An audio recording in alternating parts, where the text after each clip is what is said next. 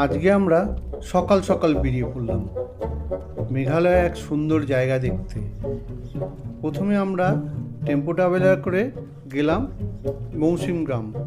সেখান থেকে একটু ভেতরে ডান দিকটায় একটা সরু রাস্তা দিয়ে পৌঁছলাম একটা স্পটে। সেই জায়গা থেকে গাড়িটা আর গেল না। আমরা কী করলাম, সেখান থেকে পায়ে হেঁটে যেতে হবে। আমরা যে যার মতন সবাই পায়ে হেঁটে যাচ্ছি। বেশ কিছুটা যাওয়ার পর খড়াই উতরাই পিছল, কি ডেঞ্জারাস রাস্তা, এই পড়ে যায় ওই পড়ে যায় বাবারে। কিন্তু সমস্ত প্রতিটা পদক্ষেপ আর শিহরণ একসাথে জড়ানো ছিল। সাবধানে পথ চলতে চলতে ক্লান্ত শরীরটা কিন্তু একটুও হার মানেনি, কারণ সামনে অপেক্ষা করছিল এক অদ্ভুত অনুভূতি। অবশেষে পৌঁছলাম কোথায়, সেই ঝর্ণাটার সামনে। ঝর্ণাটার নাম হচ্ছে রং সাও খাম।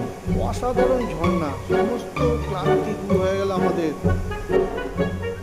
বরফ শীতল জলপ্রপাতে পৌঁছতেই আমাদের অনুভূতিটা অন্যরকম। যত কষ্ট পেয়েছিলাম তার প্রকৃতির এমন উপহার সত্যি ভাষায় প্রকাশ করা যায় না।